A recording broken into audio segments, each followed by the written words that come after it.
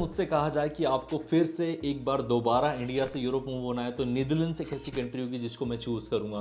मैं पिछले कई दिनों से इंडोवेन और एम्स्टर्डम में था। वहाँ पर मैं कुछ रेसिडेंट से मिला जो कि इंडियंस थे, वो जो वर्क परमिट पर वहाँ पर काम कर रहे हैं, और पता लगा कि एक्चुअली में Netherlands is a great country to move in. काफ़ी लोग जो मेरे साथ स्टडी करके इटली से ग्रेजुएट है वो भी जो है नीदरलैंड्स को टारगेट कर रहे हैं। कुछ लोग नीदरलैंड्स में सेटल भी हो चुके हैं। तो आज इस वीडियो में हम यही जानने वाले हैं कि नीदरलैंड्स में वर्क परमिट कैसे अप्लाई किया जाता है, जॉब्स कैसे फाइंड की जाती है, सैलरीज कितनी होती है, टैक्सेशन कैसा होता है, लिविंग कॉस्ट कितना होता है, इन हैंड सैलरीज कितनी होती है, एंड जो भी डिटेल चीज़ें आपको जाननी ज़रूरी है in order to move to Netherlands. So initially अगर हम स्टार्ट करें कि क्यों नेदरलैंड्स के बारे में बोल रहा हूँ, तो first the foremost thing, the vibe is so good, cycling culture, natural, immigration friendly environment, and even high salaries, what we want eventually, high salaries, right? और टैक्सेशन भी वहाँ पर काफ़ी कम लगता है, जो कि मैं आगे इस वीडियो में बताने वाला हूँ। तो ये कुछ फैक्टर्स है जिसको मुझे लगा कि यार कंसिडर करने चाहिए। हालांकि नीदरलैंड्स में जो लैंग्वेज है वो डच बोली जाती है, but everyone knows English. You will never find कि यार कोई ऑब्स्टिकल हो रहा है या बैरियर हो रहा है इन स्पीकिंग लैंग्वेज। तो ये सबसे बड़ी अच्छी बात है यूरोप में हालांकि काफ़ी देशों में आपको लैंग्वेज बैरियर फेस करने को मिलेगा, लेकिन नीदरलैंड्स ऐसा देश है जहां पर एज सच कोई बैरियर आपको नहीं फेस करना पड़ेगा। एंड इवन जो इंटरनेशनल फर्म्स है वो भी आपको जो है विदाउट डच लैंग्वेज, सिर्फ इंग्लिश लैंग्वेज के नॉलेज के बेस पर आपको जो है हायर कर लेती है और जॉब देती है। तो ये सब चीज़ें जो है नीदरलैंड्स को एक अलग बनाती है, और इसी के कारण अब काफ़ी सारे इमिग्रेंट जो है नीदरलैंड्स की तरफ मूव हो रहे हैं। तो अगर नीदरलैंड्स के वर्क परमिट की बात करें तो देयर आर सर्टेन टाइप्स, ये स्क्रीन पर आप देख पा रहे होंगे। नीदरलैंड्स के वर्क टाइप्स में जो है सबसे पहला है सीजनल लेबर, जो कि 6 मंथ्स का मिलता है आपको, और लेबर एग्रीकल्चरल रिलेटेड वर्क्स रहते हैं इसमें। इंट्रा कॉर्पोरेट ट्रांसफर रहता है कि आपकी कंपनी इंडिया में भी है और नीदरलैंड्स में भी है, तो इंट्रा अंदर ही अंदर आपका जो है ट्रांसफर हो जाता है, जैसे कि टीसीएस कह लो या और इन्फोसिस कह लो। नेक्स्ट है स्टार्टअप वीज़ा। स्टार्टअप वीज़ा में क्या होता है, you are coming to Netherlands for building startup initial stages में, तो इसमें 4 ईयर्स का डायरेक्ट आपको वीज़ा मिलता है। इसके बाद है blue card. Blue card is for highly skilled migrant, highly skilled में भी जिनकी सैलरीज 1.5 टाइम्स होती है नॉर्मल वेज से, तो इसके लिए आपकी सैलरी कुछ ज़्यादा ही होनी चाहिए, तभी जाके आप इसको अप्लाई कर सकते हो। Orientation year for highly educated person. अच्छा, इसमें क्या होता है कि ये एक्चुअली में उन कैंडिडेट्स के लिए है या स्टूडेंट्स के लिए है जो टॉप 200 कॉलेजेस जो है वर्ल्ड के, उनसे ग्रेजुएट है, तो उनको 1 ईयर का जॉब सीकर वीज़ा मिलता है। जैसे काफ़ी countries job seeker visa offer करती है, आप कह लो पोर्चुगल हो गया, स्वीडन हो गया, ऑस्ट्रिया हो गया, तो ये कंट्रीज में नॉर्मली विदाउट टॉप 200 कॉलेजेस में भी आपका एजुकेशन नहीं होगा तो भी आप आ सकते हो। लेकिन यहाँ पर ओरिएंटेशन जो नीदरलैंड्स वाला है उसमें ऐसा रहता है, तो ये थोड़ा सा टफ होता है, तो इसको हम अभी थोड़ा सा दूर रखते हैं। इसके बाद होता है रेगुलर पेड वर्क, जिसमें 1 ईयर का वीज़ा मिलता है। रेगुलर में नॉर्मल आपकी कोई सी भी जॉब हो उसके लिए आप आ सकते हो, और हाईली स्किल्ड माइग्रेंट का जिसमें अप टू 3 ईयर्स का डायरेक्ट वीज़ा मिल सकता है। तो इसमें भी जो है आपकी जॉब जो है मिनिमम सैलरी आपकी 40,000 यूरोज पर ईयर की होनी चाहिए, जो कि बहुत नॉर्मल है नीदरलैंड्स के अकॉर्डिंग। और सबसे ज़्यादा लोग जो एशियंस यहाँ पर आ रहे हैं नीदरलैंड्स में, वो इसी वीज़ा पर आ रहे हैं, जो कि हाईली स्किल्ड माइग्रेंट वीज़ा कहा जाता है। नाउ इन वीज़ास को अप्लाई कैसे करना है उसकी प्रोसेस जानते हैं कि नीदरलैंड्स का वर्क परमिट प्रोसेस एक्चुअली में वर्क कैसे करता है। So the first and the foremost stages कि आपके पास ऑब्वियसली एक जॉब या फिर एम्प्लॉयर होना चाहिए।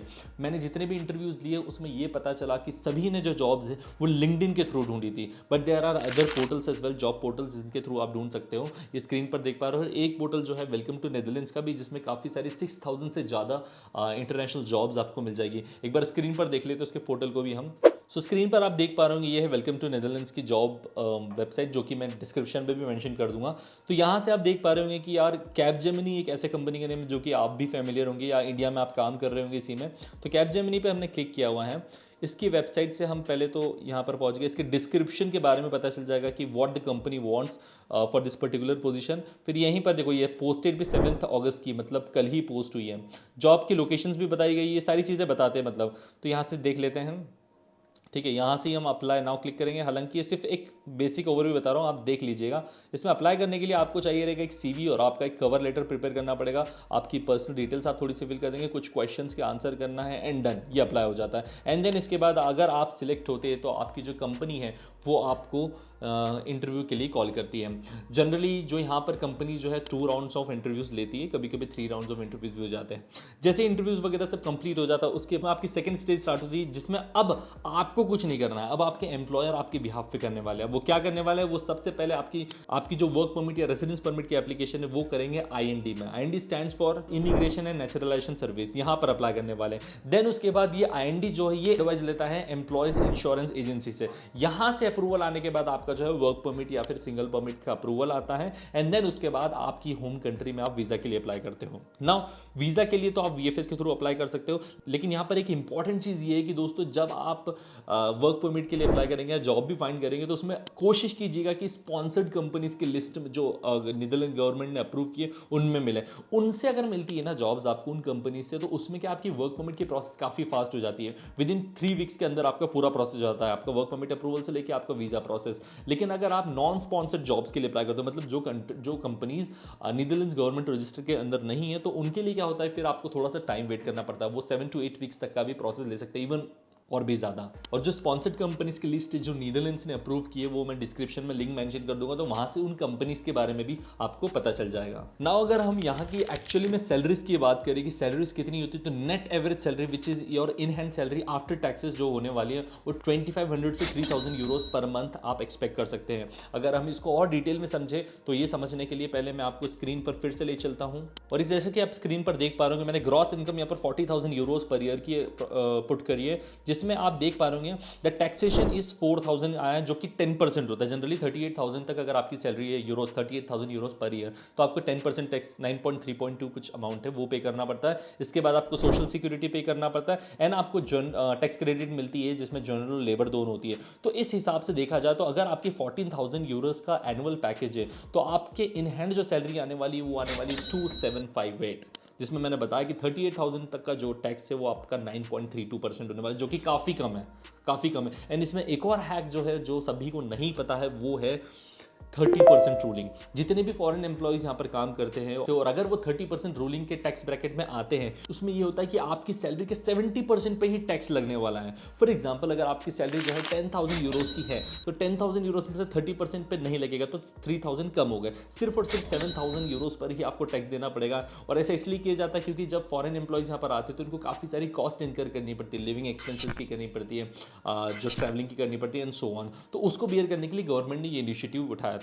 अच्छा, ये जो है 1 जनवरी 2024 के बाद से थोड़ा सा चेंज हो गया है, बट स्टिल सिमिलर है। तो सैलरीज इन हैंड तो पता चल गया कि 25 to 3,000 euros for sure you will earn here in Netherlands, then that's a really good salary. कहीं वहीं हम स्पेन की बात करें, वहीं हम पोर्चुगाल की बात करें, वहीं हम इटली की बात करें, तो वहाँ 1,000-1,200 यूरोज की सैलरी होती है, इससे भी आधी, दैट टू आफ्टर टैक्स। तो बहुत बहुत बड़ा डिफरेंस आपको देखने को मिलता है। लेकिन वहीं नोटेबल डिफरेंस आपको देखने को मिलेगा लिविंग कॉस्ट में भी। नीदरलैंड्स में if you are living in apart from Netherlands और जो मेजर सिटीज़ है, तो वहाँ पर आपके 1,000 यूरोज पर मंथ का एक्सपेंसेस आने वाला, लिविंग एक्सपेंसेस, जिसमें आपका अकोमोडेशन और फूड भी इंक्लूडेड है।